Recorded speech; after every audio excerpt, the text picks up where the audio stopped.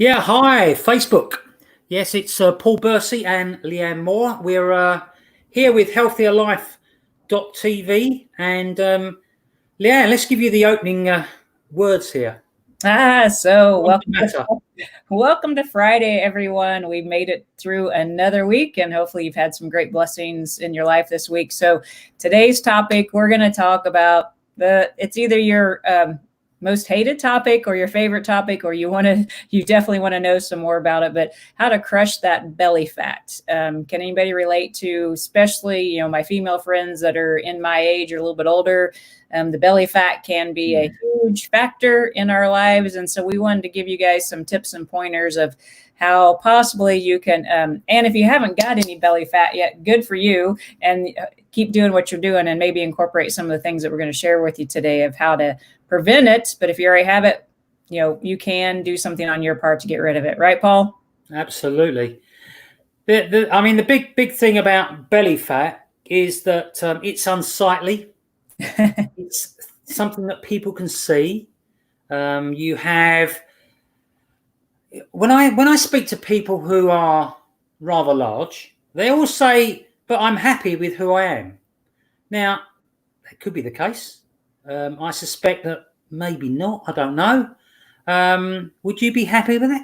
Would you be happy with a lot of belly fat? Well, I want to encourage people to embrace who they are. And if you have, a weight issue, belly fat issue, then love it. But then make a decision if you want to do something about it. Now, I personally like to have a fit body, but that's my goal and dream in life. And not everybody is as passionate about it. So, I always tell people,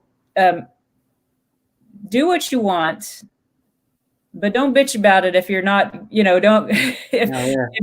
you aren't getting the results that you want, or seeing a body that you want, but you're not willing to do the work or make some simple changes in your life, then just embrace it, love it, own it, and be who you are, because we're all on our own journeys, our own path. And I don't have any right to tell you or anybody else how they should look or what they should do. But if you're dissatisfied, with your appearance, with how you feel, because belly fat is very dangerous to your health. So it can be the number one predictor.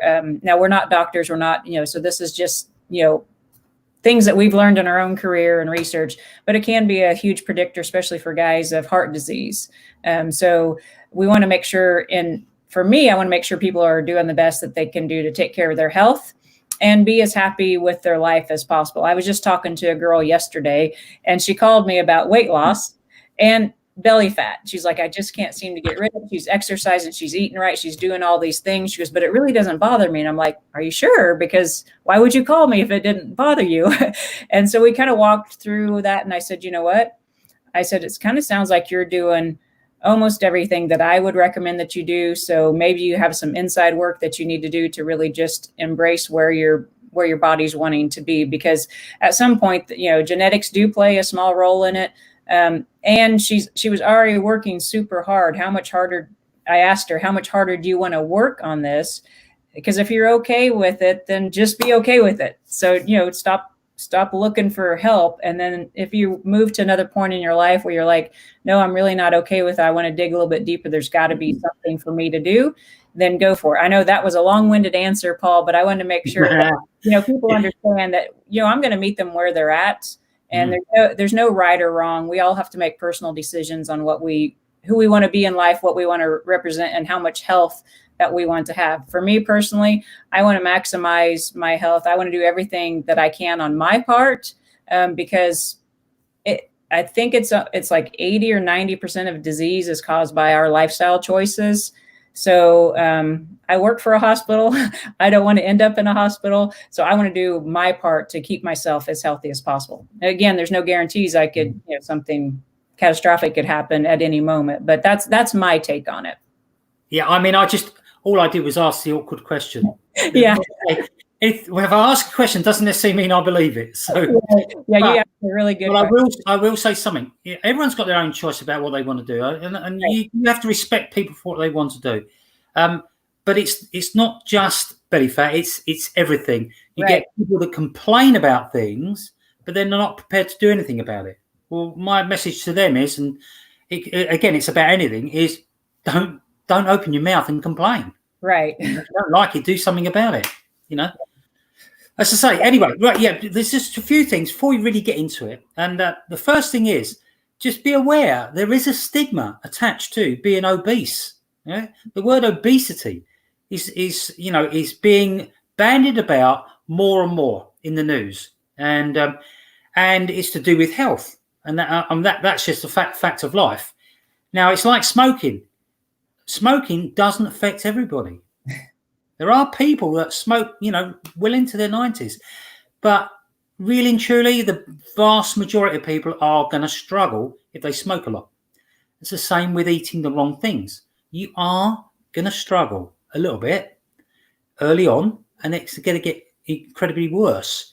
Okay, the problem we've got at the moment is that we're in a position now where the parents are looking probably to outlive the kids in some way, and that is awful. Right. And we have to hold our hands up and say, we're parents. We've obviously been a big part of the problem. Okay, we're not the only part of it, but we are a big part of it. Okay, right. So reduced job offers. It's another thing people don't even think about. And people do discriminate. I don't care what anyone says. They will discriminate. If they've got someone who looks like they've been in the gym every day of the week, everything else is similar, and they've got a person who's obese, who do you honestly think they're going to take? Now, and it's wrong, obviously. Right. Because I know some fantastic people who could be classed as obese. Okay, I'm not saying I'm going to class them as obese, but so life's not fair. Okay, right. So body fat is just excess abdominal fat. That's all it is. Okay. Now there are 3 types of fat. Did you know that, Leanne? Nope, I didn't. So right. I didn't know until I did the research. Yeah, I knew about one of them, but you've got I've got to find them now. Triglycerides. Okay, you hear that mentioned a lot when they talk about type 2 diabetes. Right. What that means, it's just what's in the blood. It circulates in the blood. The fat goes along. Yep. Okay, if it's too bad, that's when we're talking about having the old heart attack and things like that. You've got subcutaneous. Hey. Yes. Now this isn't mentioned very much, and I can't find very much about it. But what I will say that it lays directly under the skin. Okay. Yep. And then a little bit further in, you've got the visceral fat. Now this is the big one that most people classify as the belly fat. Okay, but all 3 of these they're all classified as belly fat. So the visceral, blimey, I can't even say it. And it's really, really dangerous. Okay, for most people. And that is the one that comes round. It comes round the intestines, the liver, and all places down there. So it's all around all the organs. Now, most organs can be affected by this visceral fat. Yeah, they can. I think if you've seen any pictures of fat, that's what they're talking about. When they have this lump of horrible. Yeah. Well, it looks disgusting, doesn't it? But when they take it out. So, and obviously it can fur up the arteries as well. So, again, this is a huge, huge problem. So, you talk to people that lose weight, don't you, Leanne? Yeah. Yes. Have you had some really good examples of people that have done well? Oh yeah, I mean, if you follow a healthy diet plan, then you're gonna do well. People always say, well, what diet or lifestyle should I take on? And I always say, the one that you'll actually do, because people call me all the time and say, I've tried everything. I said, well, you just haven't done it long enough. So we have to turn this into a lifestyle change. And I've met people that have had some amazing success for a short period of time, and then they go back to their old ways. And I've also met people that have amazing results, and they've really embraced the new lifestyle because they like how they feel, and they want to continue for that, for the results that they were gifted in the beginning for their hard work. They want to keep those results long term. So, I always tell people to really think about why you're wanting to make the lifestyle change, kind of dig deep, find that why that makes you cry, because if it's just about the number on the scale, then what are you going to do when you hit that number on the scale? Are you just going to quit because you arrived? So we want to have something that's a little more pulls on our heartstrings, whether it's, you're going to clean up your diet, get rid of your belly fat so you can play with your grandkids, and be able to get up off the floor, be able to be more active, or, be able to, wear small, shop in a different section of clothing, but you got to find something that's personal enough to you, because the world is going to keep pulling you towards not so healthy habits, because that's the world we live in. So right now, as a wellness coach, I'd say this is probably the hardest time I've ever, and I say this, I've been saying this every year for probably about the past 5 years. It's the hardest environment I've ever had to coach in. But it's even like now I'm just like, oh my gosh, because there's so much pulling us into the direction of non-health, that it, as an individual, you have to work 10 times, 100 times, 50 times harder than even 5 years ago. So but it's a personal choice. In my opinion, it all goes back to when you want something bad enough, you'll do whatever it takes. You'll make the sacrifices. But guys, it's I don't want to sugarcoat this, and sugar is one of the main causes of belly fat, but it's going to be hard work on your part. I want to be upfront and honest with people that when you're making lifestyle changes, it's going to require you to be probably very uncomfortable for a period of time until it kind of becomes part of who you are. So yeah, we've got to, I would love to create some more success stories. And sometimes the success is what we would say a non-physical or non-scale win, when they just realize that they like them internally, they feel more comfortable with themselves because they are doing things that's taking them towards a healthier lifestyle. Maybe they haven't seen the belly fat go away, or the number on the scale change, or a lot of inches fall off, but they feel empowered because they are owning their decisions and taking control of their life instead of just following everybody else around doing what they're doing. So sometimes that win comes before the actual win on the scale. And we have to honor all those wins to keep us going, because if you have, 50 pounds of belly fat, it's not going to go away overnight.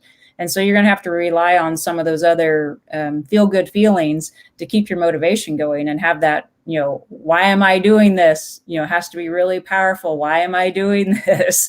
And then just keep reminding yourself and show yourself some grace, because you're going to fall down and you're going to get back up, but you're just going to keep going. Yeah, I think it's all about habits at the end of the day. Yes. You just got to try to switch the bad habits to not so bad, and then a little bit further on the scale until you get to the stage where it's an automatic thing to have the habit of just looking after yourself.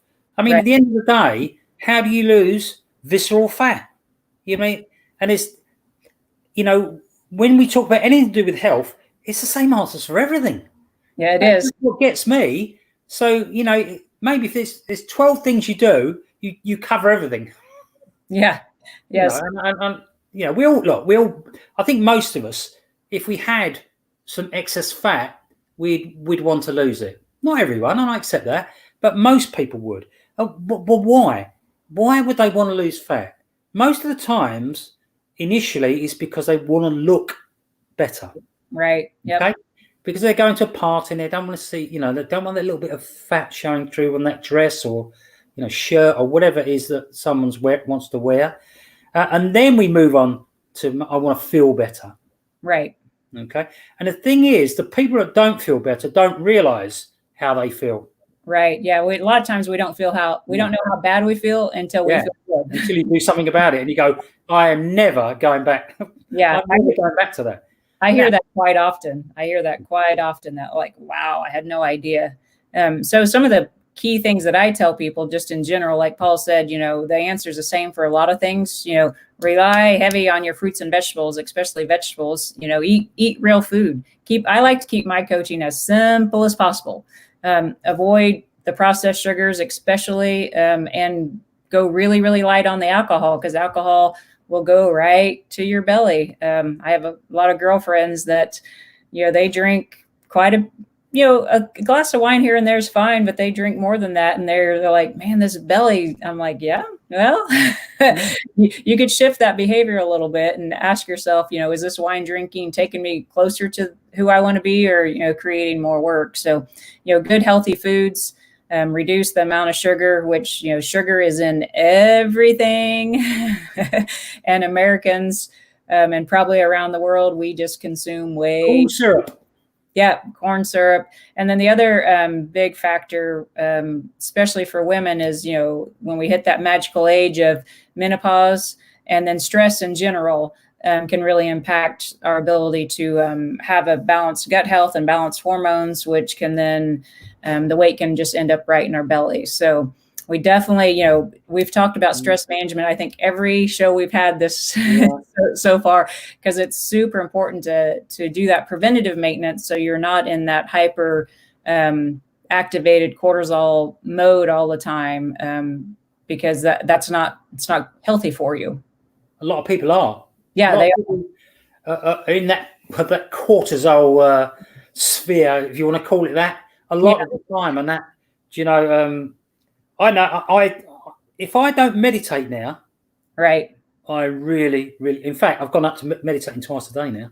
Yeah, very good. Awesome. So, I did one that lasts 3 minutes, and I did another one a short while ago that was lasted 15 minutes, because I've got a coach as well. Yeah. So, and he gives me meditations to listen to. And right. Abraham Hicks, is it? Yeah.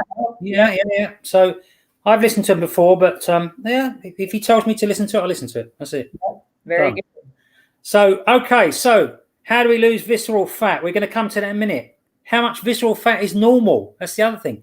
We don't know. Right. Look, at the end of the day, if we're doing the right things and moving in the right direction, it doesn't matter. Okay. Is it hard to lose? I don't think it is. Okay. I honestly don't think it is. It depends on the type of person you are. If you're obsessed about chocolate, and it's candy rather than the real high percentage chocolate, then you've got some few challenges. Now, because I'm one of these lucky people that do burn, my metabolism is very good. Right. I can eat a whole bar of chocolate without any problem, and I can burn it off. If you think back to, again, you hear me say this before, you think back to the Victorian times, because they were working on the land, they would eat 7,000 to 8,000 calories a day and not put on weight. Right. Okay. Now, organic has something to do with that. Okay. But it depends on what you do. Most of us are, a lot of us are couch potatoes. I love watching box sets. So I could sit here a whole day watching every episode. No problem whatsoever. I don't now. Right. Okay. So, what else have we got on this? I think that you mentioned about fruits and vegetables. I think if you're talking about the vegetables, the old dark colours are very, very good in that respect. And it's important that you think about what you're going to have. Yes, if you want pizza, you have pizza, but don't have pizza every night. I mean, I love pizza. I could eat it every night. Yeah, not good for me. I told you I had a sister-in-law who died of cancer. The reason she died, it doesn't happen to anyone else, is because she lived on processed food and takeaway food from the local Indian shop or the Chinese, and it builds up and builds up and builds up, and she got cancer. Yeah. So you can do anything you like as long as it's a little bit. When I was young, I used to work on the fact that I didn't drink alcohol for 6 nights out of 7. Yeah. And sometimes on the 7th night I would go out and do too much, which is wrong anyway. But at least the other 6 days I was fine. Well, and the other thing that people think is I can just exercise off my belly fat, which I mean you can't do enough sit-ups you can't do enough sit-ups to outrun a bad diet. So that's right. Yeah.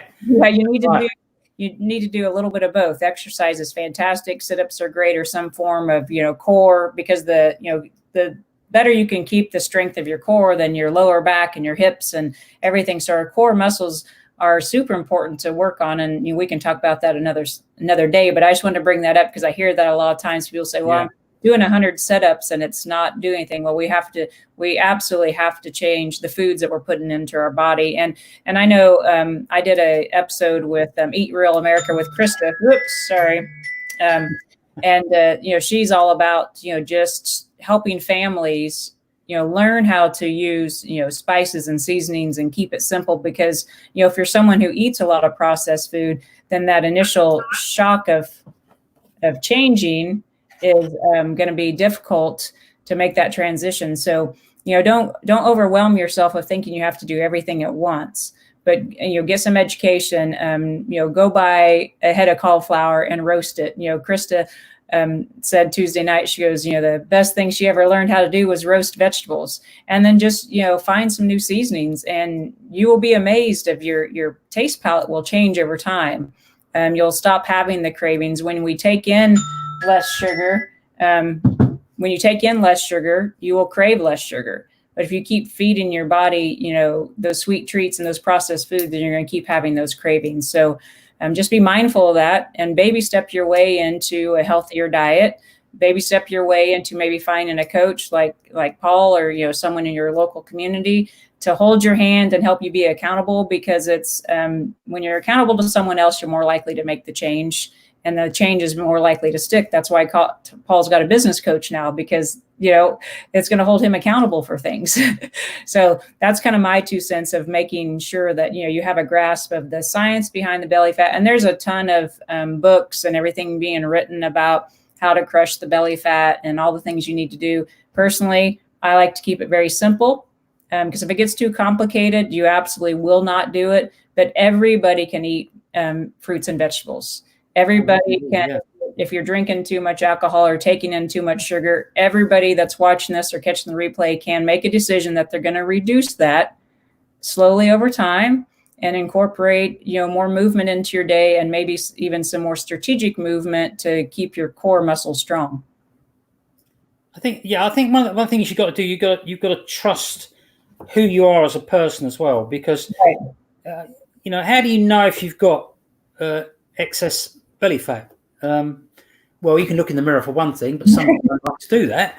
But you could get the measuring tape out and measure yourself. Now, if I don't know where they got these figures from, and I'm a little bit skeptical, but they say that if a woman's 35 inches or more, then she's carrying excess weight, and a man 40 inches. Well, the maximum I've reached is 38 inches, and I definitely knew that I was carrying too much weight. Now I'm not sure what I'm down to now. I've lost at least 4 or 5 inches off my waist. I know that. Yeah. Now I'm not dieting. Right.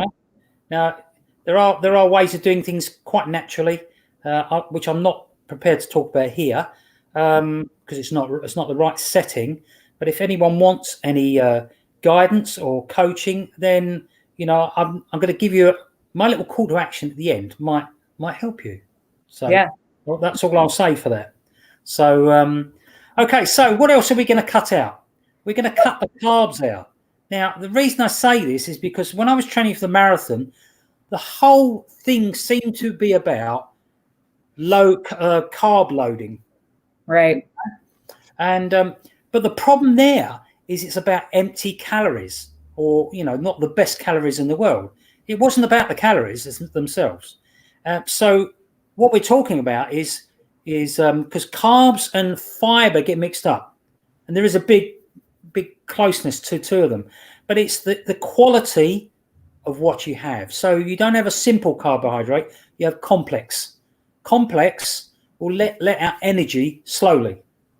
Simple, you'll spike. Right. And then you'll want something else to eat. So classic example, white bread versus brown bread. White bread is poorer. Brown bread, it works longer for longer periods. Same with rice. Okay, and something else I wanted to say as well. I think it was probably to do with pasta. There's different pastas. So, just choose a little bit wisely. Now, we know that to be healthy costs more money. Okay, it's just the way things are. in years gone by, and I can tell you in France is virtually 99% organic, with a few McDonald's thrown in. Okay, but here in the UK, and I'm sure it must be the same in the US, it's all based around, you know, the fact that nobody really cares because there's so many fast food places. Yeah. And anything, most things are non-organic. Right. So you've got no choice. You know, they work. The other thing I heard the other day was it's just slightly over 50% of food in the UK is processed. So processed food is one of the worst things you can have. Now, if you're going out and you've only got a little while to eat and you've got something in the freezer, that's fantastic. That's great. It's not a problem at all, right? But again, if you have processed food all the time or a lot of the time, you can have problems down the road. Trust me. Yeah. Okay. So, have you got any views on processed food, Leanne?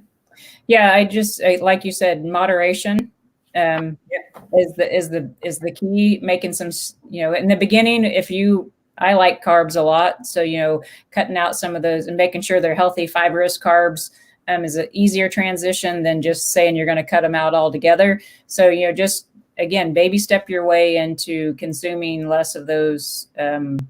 You know, not so good for you carbohydrates and go for more of the whole wheat and fibrous type of carbohydrates, because you'll feel better too for the most part. You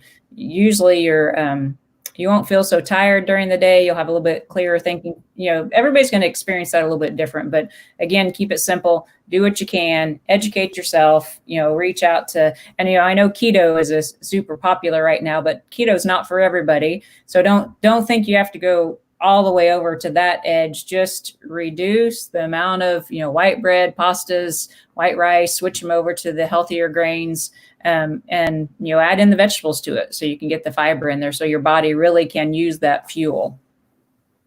Yeah, fantastic. I mean, so what we're talking about now is, you know, let's half a dozen things that can help you lose belly fat. Now, obviously, portion size is quite important. Yes. And the best way is if you take smaller portions, but you eat 5 times a day. You know, and you can. Do you know anything about the paleo diet? Yeah, a little bit, and what it is. I don't know that much about it, but it's mostly greens. Yeah, yeah. So and also the rawer the food, the better it is. You know, we do. If you're anything like me, over the years I've really heavily cooked things. You know. And that's fine occasionally, right? You know, but to do it all the time, it's it can't be good for you to have heavily cooked foods all the time. So the raw you can get, the better. I don't eat raw food. I'll be honest. Okay. A combination of raw and fresh vegetables. I could be talked into it over time. Maybe, yeah. So keep your exercise really simple. For those people that don't like exercise, just walk. Yeah, just walk. Yeah, swim. You know, but if you're not going to do any form of intense exercise, and I don't really mean athletic intense, but you're intense, okay, then just go out walking every day. Yeah, well, that's all you got to do. And as I said to you, I think I've said before, I got completely fit just walking 2 miles a day. Not fast pace, just 2 miles a day. Okay, so just think about it. That's easy to fit in. Okay. The healthy diet we spoke about, we're going to speak about that a little bit more, but up your protein, cut your carbs. You've got to take it from us. That's the way. Protein is fantastic. I mean, I didn't realise the government here put out figures about the percentages and all that, and so I was trying to stick to the percentages. I've switched them round and I'm much better. It's much better. Yeah, I have far more protein now than I did with carbohydrates. And because again, marathon runner, needed the carbs. Now the four things that give you energy very quickly: protein, fat, carbohydrates. And there's one other. Do you know what it is? Water? No, alcohol. Oh. So again, moderation. But you know, think about it. They're the things that give you energy. So you can get your energy. You can change the percentages of what you're eating. Yeah, this is the key to everything. Okay, so let's that's when we talk about eggs. Do you know anything about eggs as far as, when they say heart healthy eggs? We're talking about the white part of the egg, aren't we? Depends on who you ask. I mean, don't get me wrong. I prefer it's just yellow. Yeah, I mean, I like. Yeah, I just say eat the whole egg. Okay. But if you're I do all the time. I had some earlier. Yep. In fact, I've got to be honest, I had a fry up. But I don't have too many of them. So, Right. I thought as I was coming on this, we'd talk about healthy eating. I thought I'd have a fry up. Yeah. Just to show you can do that occasionally. Right. So, okay. So adequate fluids, we've spoken about that before. Sleep, again. These sleep and water, they help you lose weight. Yeah, they do. And it's really, really, really important. So you have a decision to make, don't you? Okay. At the end of the day, it's about lifestyle. You can have whatever lifestyle you want. All right? It's your choice. That's right. Whatever it is, you have to live with the consequences or the success. Right. Mindset. You've got to, if you want to change yourself, change the way you do things, whatever it may be, you have to change the way you think. Yep. Very important. Okay. Habits, we mentioned that before. Expectations. I now expect to be fit. Right. I don't put any meat on the bones there. I just expect to be fit and healthy. Yep. And lo and behold, if you think that, you do the right things. And you've got to be prepared to dig in for the long haul. Exactly. Quick fix. Okay. Yeah. So your decision is for you. In that envelope, stick it in an envelope for yourself. Don't you have to tell anyone. Right. Just pat yourself on the back when it goes well, and learn when it doesn't. Yeah. So, Awesome. Okay. So excess weight is harmful. It's as simple as that. Yeah. And you can't odds it. Right. But do what you want. Yeah. So Okay. what's your call to action, Paul? Sorry? What's your call to action today? Yeah, the call to action is very simple. I want to coach 5 people. If they're overweight and or want to lose weight, they may not be overweight, but so if you want to, it's free. I'm not going to charge for it. Obviously, I will charge some people, obviously, but what I'm saying is for these 5 people, the first 5 that come up will get it for free. Simple as that. Awesome. All right. There's ways of getting in touch with me on the Facebook, healthyalive.tv. So. That's about it, really. There's loads of things we could talk about, but we could go on forever. And we could, and that's a great offer. So I hope those 5 people take you up on it, because having someone in your corner can make a huge difference in your overall health. So awesome. Absolutely. So we've enjoyed it, and that's it. We're done for the day. And if you've got any questions, by all means, let me know. Let me go for that. Now, boost your channel. Oh, yeah. So I'm like, boost my channel. Yeah. So I'm doing everything on my personal page. So my personal page, Leanne Moore, or you can find it also on Go Big with Leanne. And I am doing interview styles of anything related to just about anything, mostly health and wellness. So reach out and come over there. I did a great episode earlier this week. Got lots of things lined up for this month. So hook up with me as well. And Paul and I are grateful to have you guys on this journey, and wherever you can find us, reach out and have an amazing day. If you don't know, ask. That's all I say. That's right. Yeah. Don't forget, on Wednesdays also at the same time as today, we do the health angle, which is geared towards sports. And this week we've got a bodybuilder. Oh, awesome. Yeah. Exciting. So we'll know a little bit more. I don't know anything about bodybuilding. Anyway, have a fantastic day, everyone. We'll say goodbye, and we'll speak to you soon. All right. Bye, Paul.